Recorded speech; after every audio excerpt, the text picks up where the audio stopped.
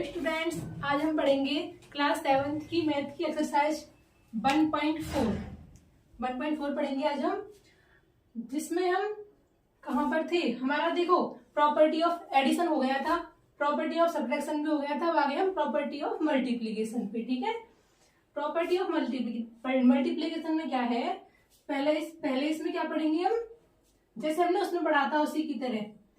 पहले क्या था, क्लोजर प्रॉपर्टी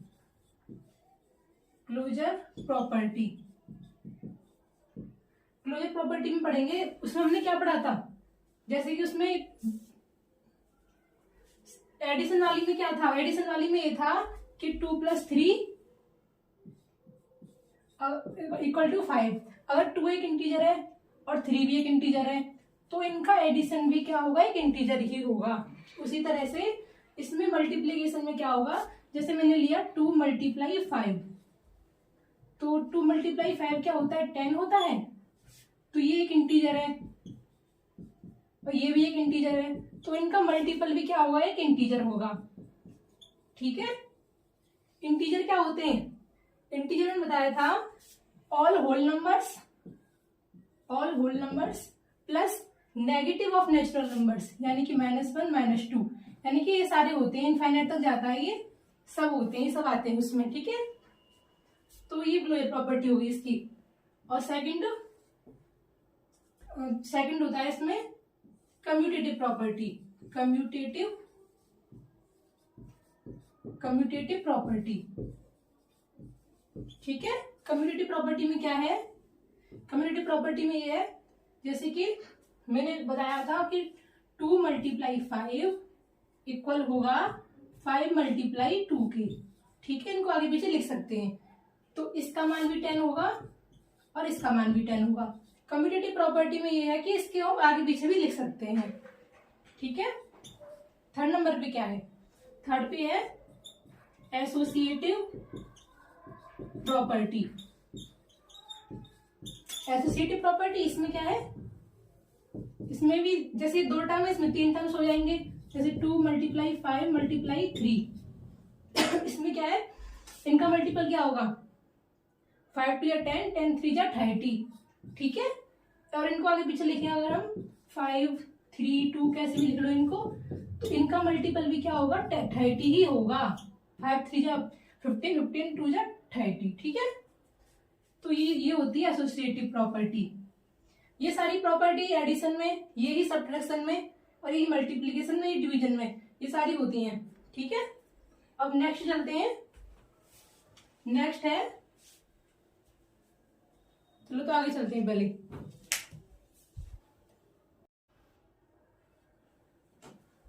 तो चलो आगे चलते हैं फिर, मल्टीप्लिकेटिव आइडेंटिटी।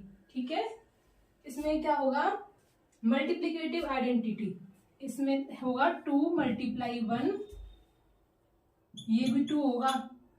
ठीक है, जैसे मैंने लिखा 25 × 1, इसका मान भी 25 ही होगा। मतलब कि अगर हम 1 से मल्टीप्लाई करेंगे ना, वो संख्या सेम आती है ना, तो ये होता है मल्टीप्लिकेटिव आइडेंटिटी। ठीक है, अब चलते हैं प्रॉपर्टी ऑफ जीरो पे। प्रॉपर्टी ऑफ जीरो में क्या होगा, जैसे हम ये मल्टीप्लीकेशन चल रहा है ना, प्रॉपर्टी ऑफ जीरो में क्या होगा, जैसे 2 × 0, तो 0 आएगा। कोई और संख्या ले लें, 35 × 0, तो भी क्या आएगा, 0 आएगा। ठीक है, मतलब हम किसी का भी मल्टीप्लाई करेंगे 0 में तो संख्या 0 ही आती है।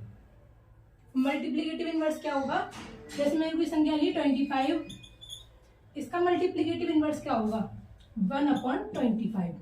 क्यों, क्योंकि इन दोनों का मल्टीप्लाई क्या होता है, 1 होता है। 25 से 25 कट जाएगा, ऊपर नीचे का कट जाता है तो 1 आएगा। तो मल्टीप्लीकेटिव इनवर्स में ये होता है कि उनका मल्टीप्लाई 1 होना चाहिए। ठीक है, होप कि आपको समझ में आया होगा मल्टीप्लीकेटिव आइडेंटिटी क्या होता है, और प्रॉपर्टी ऑफ जीरो और मल्टीप्लीकेटिव इनवर्स। इनवर्स मतलब होता है अपोजिट उसका। ठीक है, देखो एक वो होता है एडिटिव इनवर्स, अलग से मैंने पहले कराया था, थोड़ा सा रिवाइज करा देती हूँ मैं। Additive inverse. ठीक है, एडिटिव इनवर्स में क्या था, जैसे मैंने कोई संख्या ली 2 का एडिटिव इनवर्स क्या होता है, -2। इन दोनों का सम 0 होगा, क्योंकि एडिटिव इनवर्स में 0 होना चाहिए और मल्टीप्लिकेटिव इनवर्स में 1 होना चाहिए। ठीक है, ये अंतर होता है इसमें। अब चलते हैं इसकी एक्सरसाइज की पास। ठीक है, ये तो हो गया है पूरा, 1.4 करते हैं। चलो तो चलते हैं इसकी एक्सरसाइज पे। ठीक है, तो इसमें है multiply the following using suitable rearrangement. ठीक है, यानी कि सूटेबल रीअरेंजमेंट करना है पहले हमको। रीअरेंजमेंट का मतलब है इसको हम आगे पीछे ऐसे लिख सकते हैं कि हम इजीली मल्टीप्लाई कर सकें। ठीक है, जैसे कि 60 का 5 में करें हम मल्टीप्लाई पहले, या फिर 4 में। तुम्हें देखना पड़ेगा ये चीज। देखो मैंने देखा इसमें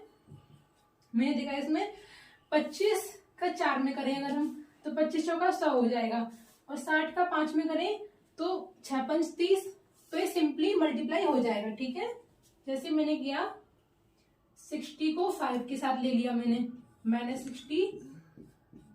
देखो आप डायरेक्ट ही मल्टीप्लाई कर सकते हो, पर थोड़ा सा लेंदी हो जाएगा, पर हमको इसलिए सिंपल तरीके से लिख लेंगे इसे। 60 का 5 में, ठीक है, मल्टीप्लाई, और 4 का 25 में, -4 मल्टीप्लाई -25। आ गई चारों संख्याएं, कोई चीज मिस नहीं करनी है पर हमको। ये हो गया। अब देखो 60 का 5 में -300 है ना, 6 5 जा 30, इसके आगे 0 थे, 0 आ गई। अब मल्टीप्लाई इसका इसमें करेंगे, 25 4 से कितने होते हैं 100 हो गई। अब माइनस माइनस क्या हो गया, प्लस हो गया। तो प्लस को हम ना भी लिखें तो कोई मतलब नहीं होता है, सिर्फ पॉजिटिव ही माना जाता है। अब इनका मल्टीप्लाई करेंगे तो -3, माइनस का है ना ये, तो -3 1 2 3 4, इसके आगे आप 1 2 3 4 0 लगा दो। ठीक है, और 3 संख्या बाद कॉमा लगता है, 1 2 3, यहाँ पे कॉमा लगा दो। तो ये कितना हो गया 30,000, ये आंसर हो गया इसका। ठीक है, इस पे चलते हो। इसे कैसे लिखे जरा सोचना पड़ेगा। ये जैसे मैं करती हूँ 20 पंजे 100 कर देती हूँ, अलग ही दिख रहा है, और इन दोनों को साथ में ले लेती हूँ। ठीक है, यानी कि 125 मल्टीप्लाई -8। देखो 100 बना रही हूँ, 20 पंजे 100, तो ना सिंपल ही हो जाता है। 2500 का 100, तो 100 से मल्टीप्लाई करने में कितनी आसानी होती है ना, इसलिए 125 8 मल्टीप्लाई, ये 5 है और ये -20। ठीक है, 125 का 8 में तुम करोगे मल्टीप्लाई तो कितना आएगा, 1000 आता है। देखो यहाँ पे 1000 आएगा, तुम कर लेना इसका मल्टीप्लाई। ठीक है, और 45 0 कैरी लगा 4, 8 दूनी 16, 16 और 4 20 की 0 कैरी लगा 2, 8 1 8 8 तो 10, 1000 आया ना। इसका मल्टीप्लाई इसमें करेंगे तो 1000। ठीक है, और ये माइनस है तो माइनस लगा दिया। मल्टीप्लाई 20 का 5 में करेंगे तो 20 पंजे 100, यानी कि 100 लिख दिया ही मैंने, और माइनस है तो माइनस लगा दिया। ठीक है, इसका मल्टीप्लाई इसमें कर दो। अब देखो माइनस का मल्टीप्लाई माइनस में करेंगे तो प्लस होगा, और यहाँ पे माइनस प्लस माइनस हो गया। मैंने बताया था सेम माइनस माइनस को मल्टीप्लाई करते हैं तो प्लस होता है, यानी कि प्लस का आएगा। ठीक है, इसका इसमें करेंगे तो 1 के आगे 1 2 3 4 5, 1 2 3 4 5। ठीक है, और देखो कॉमा कैसे यूज करेंगे हम, 3 संख्या बाद कॉमा, उसके बाद 2 संख्या बाद। ऐसे चलता है ना, कोई संख्या होती है, मान लो कितनी भी बड़ी संख्या हो, हम कैसे लगाते हैं कॉमा, पहले 3 संख्या के बाद कॉमा, फिर 2 के बाद कॉमा, फिर 2 के बाद कॉमा, पहले 3 फिर 2, 2 का पेयर बनता जाता है। ठीक है, तो ये आ गया 1 लाख इसका आंसर। ठीक है, तो चलो फिर आगे चलते हैं, समझ में आया होगा आपको। ठीक है, तो चलो स्टूडेंट्स आगे चलते हैं। देखो इसमें कुछ ये और रह गई थी, ये टर्म्स और रह गए थे, आपको ये समझने हैं, तभी आप बाकी ये क्वेश्चन कर पाओगे, है ना। तो डिस्ट्रीब्यूटिव प्रॉपर्टी समझाती हूँ पहले मैं आपको, इनको फिर समझाऊंगी उसके बाद। डिस्ट्रीब्यूटिव प्रॉपर्टी में क्या होता है, डिस्ट्रीब्यूट करना यानी कि बांटना। जैसे मैंने संख्या ली 2 मल्टीप्लाई 3 प्लस 5। ठीक है, और देखो इसे हम कैसे करेंगे, तो एक तरीका तो ये होता है 2 मल्टीप्लाई 3 और 5 को ऐड कर लेंगे तो क्या आएगा 8 आएगा। ठीक है, और 2 8 जा 16, एक तरीका तो ये हो गया। एक तरीका और होता है डिस्ट्रीब्यूटिव का मतलब क्या होगा, डिस्ट्रीब्यूटिव तरीके से करें तो ये पहले मैं लिख लेती हूँ इसे 2 मल्टीप्लाई 3 प्लस 5, तो 2 का मल्टीप्लाई 3 में करेंगे पहले, तो फिर 2 का मल्टीप्लाई 5 में करेंगे, यानी कि 2 का इस ब्रैकेट में करेंगे, ठीक है। 2 मल्टीप्लाई 3, फिर उसके बाद ये प्लस है तो यहाँ प्लस लगा दो, फिर 2 का मल्टीप्लाई 5 में, यानी कि 2 मल्टीप्लाई 5, समझ में आया। 2 का मल्टीप्लाई 3 में, 2 का मल्टीप्लाई 3 में ये प्लस लग गया 2 का मल्टीप्लाई 5 में, ठीक है। अब देखो इसे करेंगे तो 2 3 या 6 प्लस 2 5 जा 10, और 6 और 10 कितने हो गए 16, सेम ही तो आ रहा है ये। तो ये तो मैंने डाइड कर दिया ये वाला, और इसे बोलते हैं डिस्ट्रीब्यूटिव प्रॉपर्टी, यानी कि डिस्ट्रीब्यूट करके, यानी मैंने बांट के किया है अलग अलग, ठीक है। तो ये डिस्ट्रीब्यूटिव प्रॉपर्टी हो गई।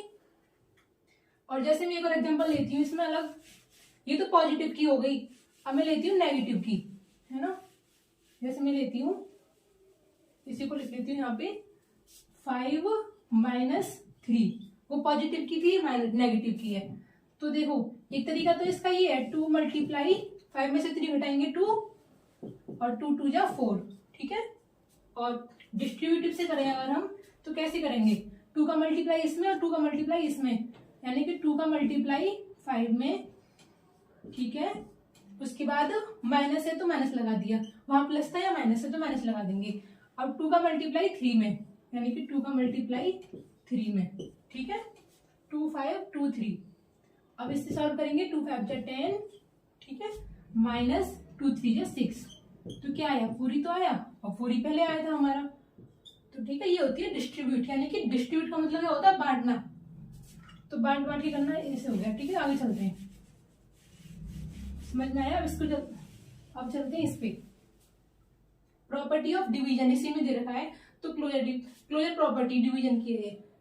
डिवीजन में क्लोजर प्रॉपर्टी किसे कहेंगे, जैसे मैंने बताया था एडिशन में क्या था, एडिशन में ये था कि अगर 2 इंटीजर को ऐड करते हैं तो एक इंटीजर आता है, ठीक है। और मल्टीप्लाई में भी अगर दो इंटीजर में मल्टीप्लाई करेंगे उनका तो भी इंटीजर आएगा, है ना। ऐसे ही डिवीजन में देखो, डिवीजन में क्या होगा, अगर 2 इंटीजर है 2, और एक और ले लेती हूं मैं 4, या फिर मैं लेती हूँ पहले 4, एक लेती हूँ 2, ये दोनों क्या इंटीजर है, इनका डिवाइड करेंगे तो क्या आएगा 4/2, यानी कि क्या आएगा 2 आएगा, तो ये भी एक इंटीजर हो गया। और मैं एक और एग्जांपल लेती हूँ 2/3, ये इंटीजर है, ये इंटीजर है। अगर हम इन्हें सॉल्व करेंगे 2/3, तो क्या एक इंटीजर है, नहीं है, इंटीजर थोड़ी है ये। यानी कि प्रॉपर्टी ऑफ डिवीजन में क्लोजर प्रॉपर्टी काम नहीं करेगी, यानी कि यहाँ पे फेल हो जाती है, ठीक है।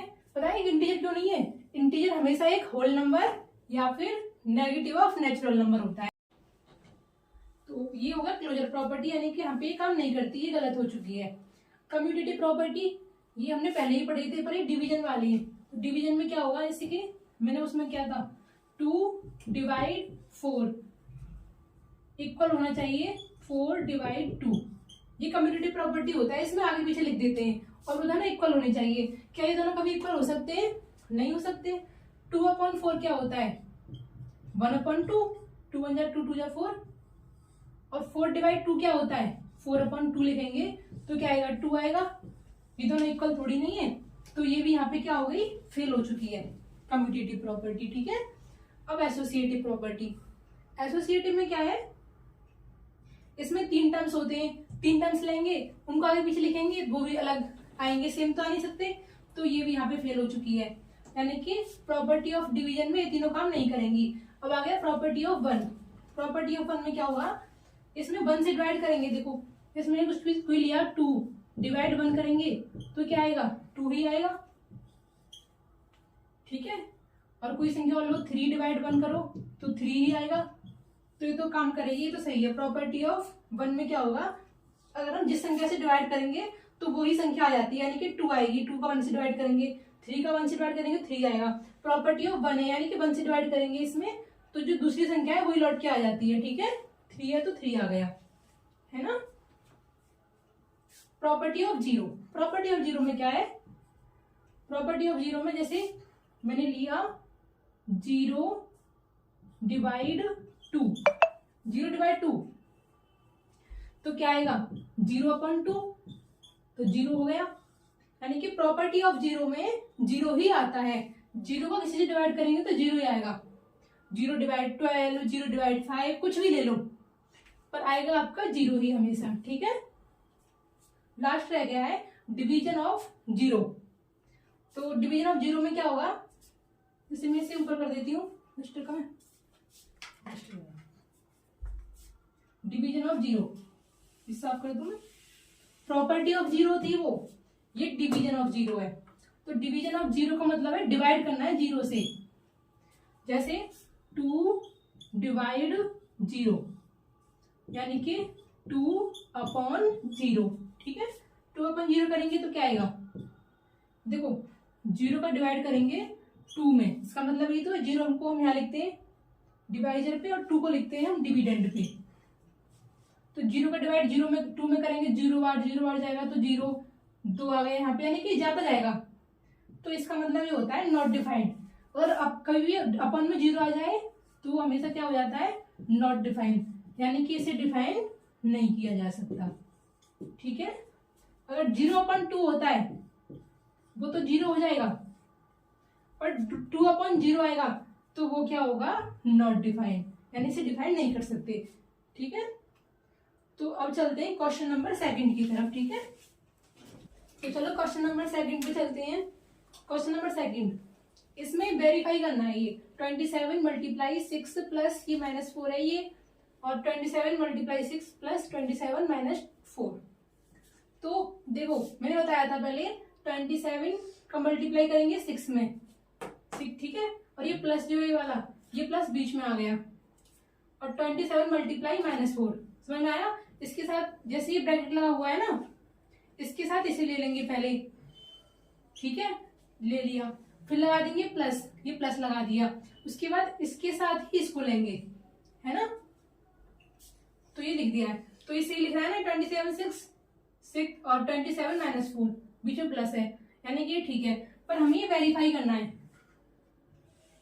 कैसे करेंगे वेरीफाई, यानी कि इसको अलग सॉल्व करना है, इसे अलग सॉल्व करना है, और इन दोनों को इक्वल दिखाना है। ठीक है, तो देखो कैसे करेंगे, 27 मल्टीप्लाई है तो मल्टीप्लाई 6 प्लस माइनस, यानी कि 6 - 4, प्लस माइनस क्या होगा, -4, है ना। अब देखो 27 मल्टीप्लाई 6 में से 4 हटाएंगे तो कितना बचेगा, 2।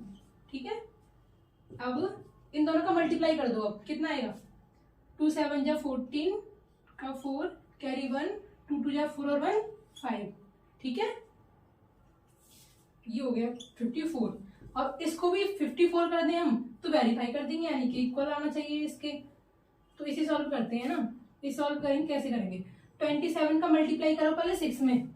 ठीक है, तो कितना आएगा, 7 6 पहले करेंगे, कैसे करेंगे, 27 मल्टीप्लाई 6। ठीक है, 7 6 जा 42 कैरी 4, 6 2 जा 12, 12 और 4 कितने हो जाएंगे, 16, यानी कि 162।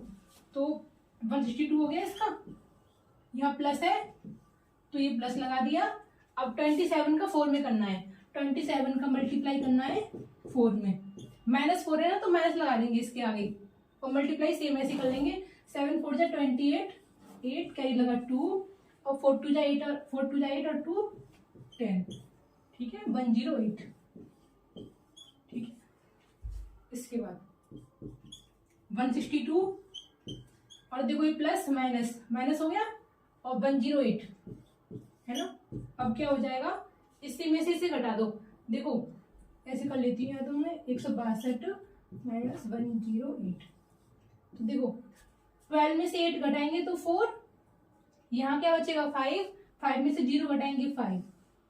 ठीक है, 1 में से 1 0 हो गया, ये 54 ही तो बचेगा, तो 54 आ गया। अब देखो इसके इक्वल ही तो ये है, यानी हमने ये वेरीफाई कर दी दोनों इक्वल है, तो ठीक है ये वेरीफाई कर दिया हमने। इसमें बी पार्ट और है, उसे आप खुद ट्राई करना, और ना आए तो मुझे कमेंट में बताना। ठीक है, अब चलते हैं क्वेश्चन नंबर 3 पे, है ना। तो चलो तो चलते हैं अब fill in the blanks. Number 3, ये 3rd क्वेश्चन पे आ गए हम। देखो -3 का मल्टीप्लाई किस में करेंगे, 36 आएगी, तो -3 का मल्टीप्लाई किस में करेंगे, -12 में। देखो 12 3 या तो 36 होते हैं, माइनस इसलिए लिया है क्योंकि माइनस माइनस तभी तो प्लस होगा। अगर हम 12 ले लेंगे, 12 3 या 36, फिर तो यह माइनस का होना चाहिए, इसलिए माइनस माइनस लिया है, ठीक है। और 15 का मल्टीप्लाई किस में करेंगे, 0 हो जाए तो 0, 0 का मल्टीप्लाई किसी में भी करेंगे तो वो संख्या 0 हो जाती है ना। अब इसमें चलते हैं, इसमें -7 लेके आना है, तो -7 का मल्टीप्लाई किस में करेंगे बताओ, 1 में। -7 का मल्टीप्लाई 1 में करेंगे तभी तो -7 आएगा, ठीक है। 1 का मल्टीप्लाई करते हैं तो वो संख्या सेम आ जाती है। और नॉट डिफाइन लेके आना है। नॉट डिफाइन मैंने बताया था, किसी का भी डिवाइड करेंगे अगर 0 से तो -14/0 तो नॉट डिफाइन आता है, ठीक है। 0 का डिवाइड करते हैं तो नॉट डिफाइन आता है। बट अगर 0 का डिवाइड हम -14 में करते तो क्या आता, 0 आता है ना, ये ध्यान रखना। यानी कि 0/-14 जो होता है ये 0 होता है, और -14/0 क्या होता है, इनडिफाइंड, यानी कि नॉट डिफाइंड होता है। सॉरी, ऐसे लिख देते हैं इसको, या बड़ी क्लास में सीखोगे नॉट डिफाइंड, इसको नॉट डिफाइंड बोलते हैं, ठीक है। आगे चलते हैं क्वेश्चन नंबर 4 की तरफ। तो चलते हैं क्वेश्चन नंबर 4 पे। ये है verify the associative property of multiplication, ठीक है। ये मल्टीप्लीकेशन की एसोसिएटिव प्रॉपर्टी से करना है। देखो इसकी प्रॉपर्टी क्या थी, x बाई जेड, ठीक है। ये 3 संख्या ऐसे क्या, यानी कि x multiply by multiply Z, इनको हम आगे पीछे करेंगे तो भी सेम आंसर आना चाहिए, ये तो होती है। या फिर हम लिखें x multiply by multiply Z, कुछ भी लिख लो आगे पीछे, या फिर ऐसे ब्रैकेट में, है ना। तो देखो -2, x का मान क्या है -2, मल्टीप्लाई बाई का मान है 3, मल्टीप्लाई जेड क्या है, जेड है -4, ठीक है। माइनस की संख्या को ब्रैकेट में लिख लिया करो जिससे गलती ना हो। अब देखो ये यहाँ पे x क्या है -2, और बाई क्या है, मल्टीप्लाई ब्रैकेट में बाई है 3, ठीक है, मल्टीप्लाई जेड क्या है -4, है ना। अब इन दोनों को देखो इक्वल लेके आना है, तभी हम कहेंगे एसोसिएटिव प्रॉपर्टी काम कर रही है। यहाँ पे कैसे, -2 3 -4, इनका मल्टीप्लाई करो, 2 3 या 6, 6 4 जा 24, है ना। और माइनस माइनस क्या हो जाएगा, प्लस का आएगा ये, ठीक है। 24 आया है, इधर भी 24 आना चाहिए। -2 मल्टीप्लाई 3 4 जा 12, यानी कि माइनस की 12 भी तो आएगा ये,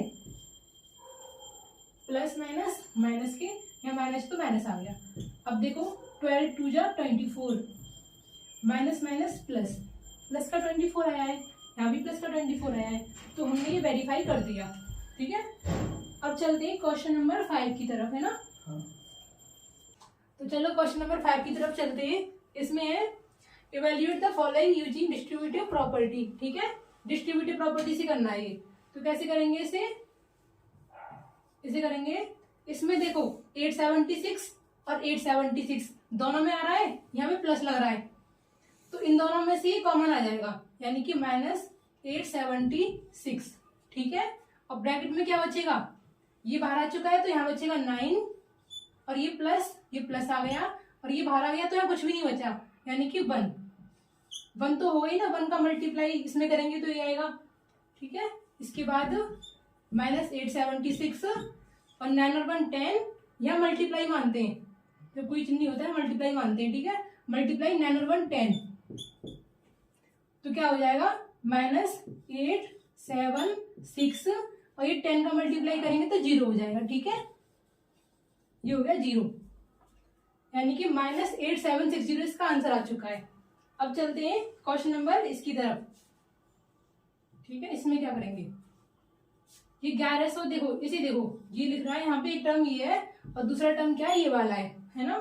तो इसमें से देखो 1100 यहाँ भी है और 1100 यहाँ भी है, यानी कि 1100 हमने क्या ले लिया, कॉमन ले लिया, है ना। और ब्रैकेट में क्या बचेगा, 1100 बाहर आ गया, -102, है ना। और माइनस माइनस यहाँ लिख देंगे प्लस, ठीक है। और ये बाहर आ चुका है, ये 2 बचेगा, ओनली 2 बचा, ठीक है। अब 1100 ब्रैकेट में क्या आएगा, ब्रैकेट में क्या आएगा, इन दोनों को अगर हम ऐड करेंगे तो -100। मैंने बताया था पहले आपको कि माइनस प्लस अगर हो यहाँ पे तो सिंबल माइनस आएगा, क्योंकि यहाँ पे बड़ी संख्या ये है तो ये वाला सिंबल आएगा इसमें, है ना। इन दोनों को करेंगे अब मल्टीप्लाई, तो 1 1 यहाँ पे 0 0 और 2 0 ये वाली है, 1100 में 100 गुणा करेंगे तो इसकी 2 0 इसमें ऐड हो जाएंगी, और माइनस प्लस है तो माइनस का सिंबल आएगा, ठीक है। और ये यहाँ पे मैंने बताया था 3 संख्या के बाद कॉमा, उसके बाद ये 2 संख्या के बाद कॉमा आता है ना। तो ये इसका आंसर आ गया, ठीक है। अब चलते हैं आगे क्वेश्चन नंबर 6 की तरफ, है ना। क्वेश्चन नंबर 6 की तरफ चलते हैं। State the property of integer represented by the following statement. State the property यानी कि प्रॉपर्टी इनके तुमको नाम लिखना है कौन कौन सी प्रॉपर्टी दे रखी है ना।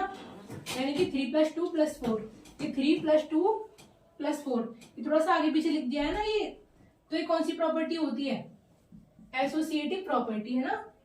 एसोसिएटिव प्रॉपर्टी,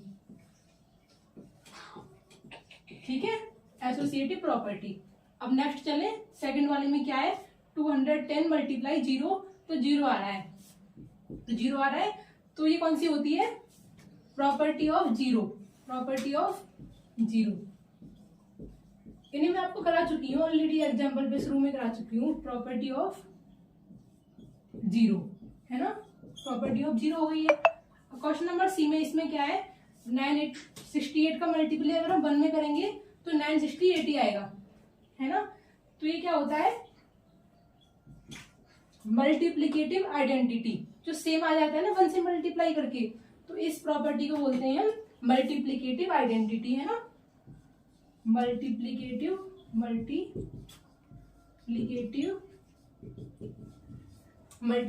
आइडेंटिटी,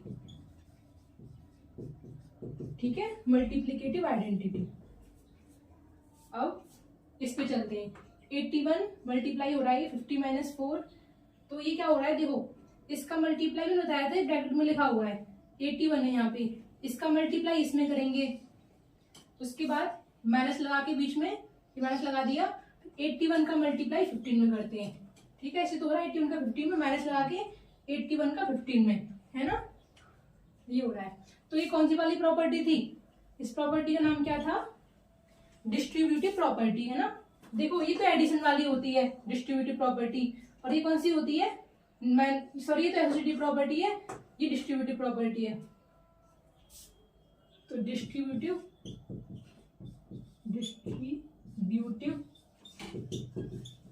प्रॉपर्टी, ठीक है। ये डिस्ट्रीब्यूटिव प्रॉपर्टी है, ये मल्टीप्लिकेटिव आइडेंटिटी होता है, ये प्रॉपर्टी ऑफ जीरो है, ये कौन सी है, ये एसोसिएटिव प्रॉपर्टी, ठीक है। तो ये एक्सरसाइज कंप्लीट हो चुकी है, तो नेक्स्ट करेंगे हम नेक्स्ट क्लास में, ठीक है। इसके आगे हम करेंगे 1.5, तो जो हम शुरू करेंगे कल, ठीक है। ओके, आपको समझ में आया होगा। Okay students, bye.